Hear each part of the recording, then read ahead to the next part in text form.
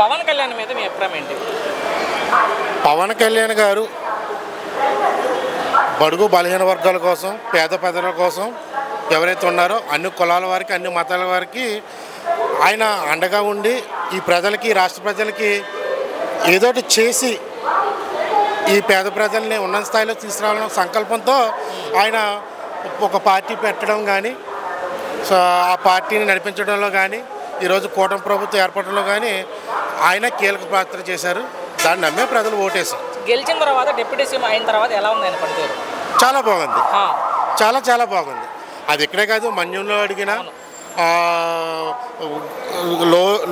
Lowest స్థాయి గ్రామాల్లోకి వెళ్ళి ఎక్కడ అడిగినా, మొత్తం గిరిజనులు అడిగినా, ఎస్సీ ఎస్టీ బీసీ ఓబీటీ మైనార్టీలు ఎవరిని అడిగినా కూడా పవన్ కళ్యాణ్ గారి వల్ల మొత్తం ఈ ప్రభుత్వంలో మొత్తం నడుస్తుంది. మాకు అన్ని పనులు అవుతున్నాయి. రోడ్ల దగ్గర నుంచి, ఎలక్ట్రికల్ విద్యుత్ దగ్గర నుంచి, విద్యార్థులకి ఏంటి, ఆయన జీతం కూడా పిఠాపురం ఎక్కడైతే పనిచేశారో అక్కడ ఆ జీతాన్ని కూడా విద్యార్థులకి, పేద ప్రజలకి ఇవ్వడం జరుగుతుంది.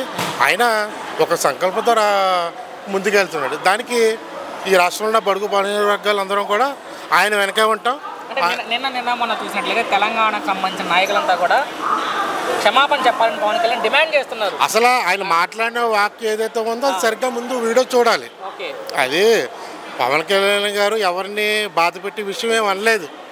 తెలంగాణ ప్రజలకి ఎంతో ఇష్టమైన కోనసీమ అని విధంగా మాట్లాడారు తప్ప, ఎవరి దిష్టో తగిలింది ఇలాగ అయిపోయింది అన్నారు తప్ప, అది తెలంగాణ ప్రజల్ని మనోభావాలు దెబ్బతీసేలాగా లేదా వాళ్ళకి ఏదో అవమానపరిచేలాగా అయితే పవన్ కళ్యాణ్ గారు మాట్లాడలేదు. క్షమాపణ చెప్తేనే అడిగి పెట్టనిస్తారంట.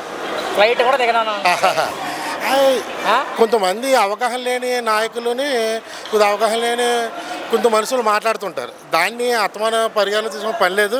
నేను చెప్తున్నాను కదా. అంటే సినిమాటోగ్రఫీ మంత్రిగా ఉన్నటువంటి కోమటి వెంకటరెడ్డి గారు విన్నారు కదా మీరు కూడా, క్షమాపణ చెప్పకపోతే బేషరతుగా సినిమా కూడా రిలీజ్ చేయాలి. ఆయన వల్ల అదేమి సాధ్యపాదు. ఆయనకున్న తెలంగాణలో ఏదైతే కొంచెం శాఖ ఉందో దాన్ని సమగ్రంగా నడిపించి అక్కడున్న ప్రజలకి, అక్కడున్న సినీ కార్మికులకి వర్క్ చేయమనండి, అంతే తప్ప పవన్ కళ్యాణ్ ఈ భారతదేశంలో పవన్ కళ్యాణ్ని ఆపుతాం, సినిమాలు ఆపుతాం, లేకపోతే ఆయన అడ్డుకుంటాం అన్న దమ్ము ధైర్యం ఎవరికి లేదు. పవన్ కళ్యాణ్ సినిమా మ్యాట్నీకి ఆగిపోద్ది అంటాడు. ఇది చాలా కామెడీగా ఉంటుంది అని చెప్పింది. అదేం కాదు, ఆయన కూడా మంచి నాయకుడు. కానీ ఆయన మాట్లాడే వాక్యం అది తెలుసుకు మాట్లాడేది తెలియదు. కానీ పవన్ కళ్యాణ్ ఆపే దమ్ము ధైర్యం ఈ భారతదేశంలో ఎవరికీ లేదు.